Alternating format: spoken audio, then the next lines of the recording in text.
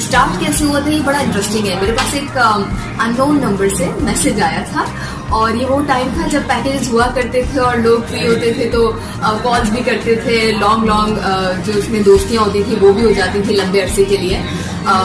Message आया तो उसमें लिखा हुआ था कि वॉइस ओवर आर्टिस्ट की रिक्वायरमेंट है।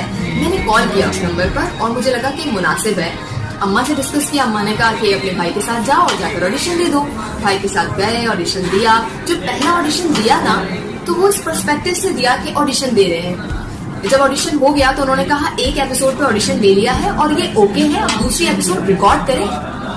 तो मैंने कहा ये जो भी हमने रिकॉर्ड किया था ये ऑडिशन था ना। उन्होंने कहा आपने इतना अच्छा बोला है कि हम इसको दोबारा करने की जरूरत नहीं है, आप इस कैरेक्टर पे डन है, आपकी आवाज बेहतरीन जा रही है, आप ये बोल रही हैं। तो मुझे एकदम से वार्म वेलकम सा मिला इस फील्ड से और मुझे लगा कि ये तो कोई ऐसी चीज है जो मुझमें थी और मुझे पता नहीं थी। और तब भी मुझे इतना अंदाजा नहीं था कि मैं इसको एज अ करियर परस्यू करूंगी और मैं वॉइस ओवर आर्टिस्ट बन जाऊंगी या इतनी बेहतरी आ जाएगी। हर एक प्रोजेक्ट में बोलने के बाद, चाहे वो कार्टून हो जो कि मैंने बोले, मूवीज हो, आपको लगता है कि बड़ी स्क्रीन पर आप मूवीज देखते हैं तो क्या वही आर्टिस्ट बोलते हैं? ऐसा नहीं है, उनके पीछे वॉइस ओवर आर्टिस्ट होते हैं अक्सर। तो हर प्रोजेक्ट को बोलने के बाद मुझे ऐसा लगता है कि बोलने में, अंदाज में, ठहराव में, अदायगी में, तलफ़ुज़ में बेहतरी आ गई है। और ऐसा ही है कि जितने ज्यादा आप तजर्बेकार होते चले जाते हैं, तजर्बात आ जाता है, आप कुछ ज्यादा वक्त हो जाता है फील्ड में, आपका काम बेहतर हो जाता है। और ये तो आप लोग हलीमा को सुनकर ही बता रहे हैं। यकीनन मुझे बहुत अच्छा लग रहा है और मुझे अंदाजा था कि ये प्रोजेक्ट बहुत बड़ा होने वाला है, लेकिन मुझे ये अंदाजा नहीं था कि इस प्रोजेक्ट में मैं लीड कैरेक्टर बोल रही होंगी और मेरा ऑडिशन इतना अच्छा हो जाएगा। सो आई एम रियली थैंकफुल और अल्लाह का बड़ा करम है, वो नवाजने वाला है। अपॉर्चुनिटीज आती हैं,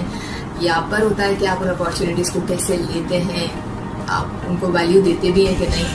तो अल्लाह का करम है, उसने रास्ते से हमारे जितने भी आर्टिस्ट हैं, जितने भी किरदार निभा रहे हैं लोग, वो सारे वो हैं जो कि बहुत सारे सालों से काम करते आ रहे हैं। और जो लीड कैरेक्टर मैं बोल रही हूँ उसका ऑपोजिट अर्तुगरुल, ये एक आरजे हैं और ये वॉइस ओवर आर्टिस्ट है, यूट्यूब चैनल भी इनका है। तो ये बहुत सारे डोमेन में काम कर रहे हैं और जितने भी लोग इन तमाम कैरेक्टर्स को निभा रहे हैं वो सिर्फ ये नहीं है कि पहला उनका स्टार्टअप है ये या इतना बड़ा कैरेक्टर उनको पहले मिला है। इससे बहुत बड़े बड़े काम और इससे बहुत ज्यादा बड़े बड़े कैरेक्टर्स वो बोल चुके हैं जो कि शायद आप नहीं जानते, लेकिन